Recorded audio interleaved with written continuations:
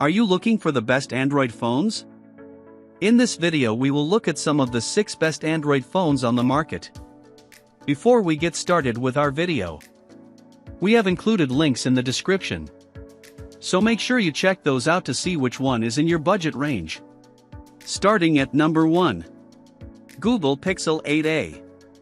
The Pixel 8a, 8 out of 10, Wired recommends, comes very close to being the perfect phone for everybody. It looks gorgeous, especially in the flashy aloe color. It has a powerful processor, Tensor G3, to run demanding games and zip through dozens of apps with ease, with access to nearly all the same smart software features that make Pixel such a joy to use. The 64MP camera and a 13MP ultra-wide capture better photos than most other phones at this price, and some pricier ones too. The 6.1-inch OLED screen is a nice size that's not too large and not too small, and it gets decently bright. Don't forget the smooth 120Hz screen too. Then there's wireless charging and the IP67 water resistance rating. Google also has 2 modes of biometric authentication here, fingerprint or face unlock, and both can be used to access sensitive apps. Did I mention it costs less than $500? It will even last a while, thanks to a whopping 7 years of software updates. It does have some drawbacks.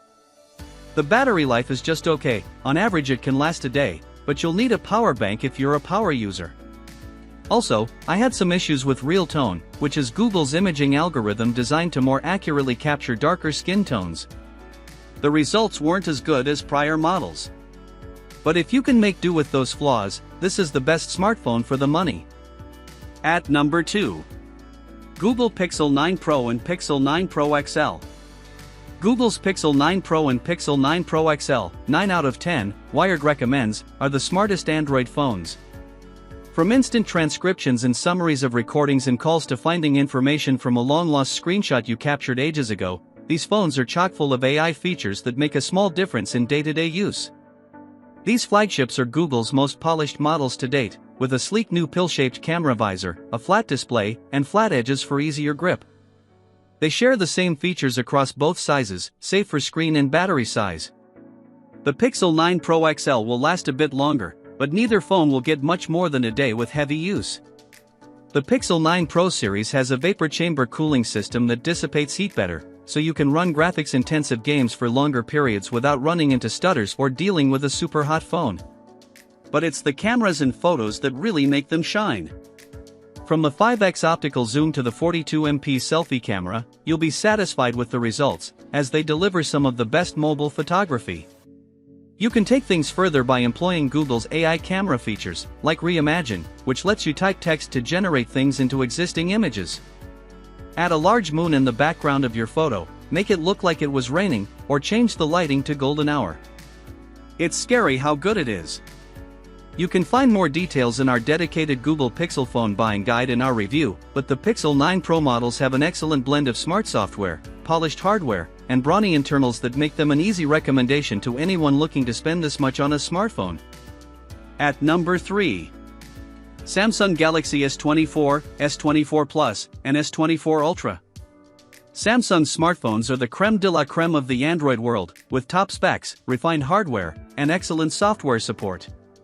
Seriously, the Galaxy S24, S24 Plus, and S24 Ultra, 8 out of 10, Wired recommends, will all receive 7 years of software updates, so you can hold on to your phone for longer, just like the Pixel 9. They're powered by the latest Qualcomm Snapdragon 8 Gen 3 chipset for smooth and powerful performance, especially when gaming, and the AMOLED screens are sharp and extremely bright with 120Hz screen refresh rates. The batteries in all 3 should last you more than a day with average use. I break down the differences between all 3 models in this story, but suffice it to say that if you prioritize battery life, you should stick with the S24 Plus or S24 Ultra. The S24 is the smallest and best for anyone who prefers a tiny phone.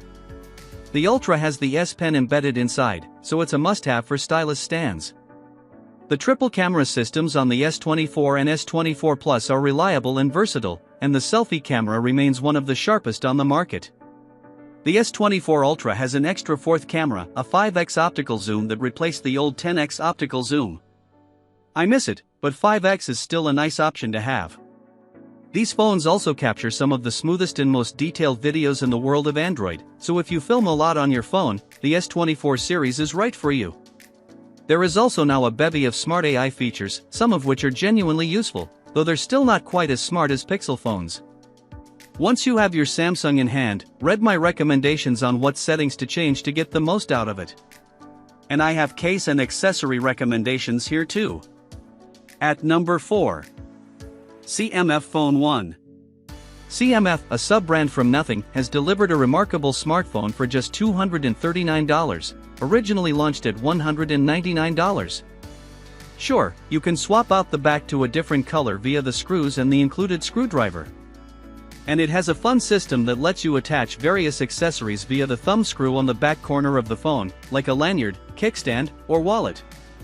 But this accessory point is just the cherry on top. What's impressive is the sheer hardware itself. The CMF Phone 1, 9 out of 10, Wired recommends, is the best performing phone you'll find for the money, with a surprisingly good camera system and 2-day battery life with average use.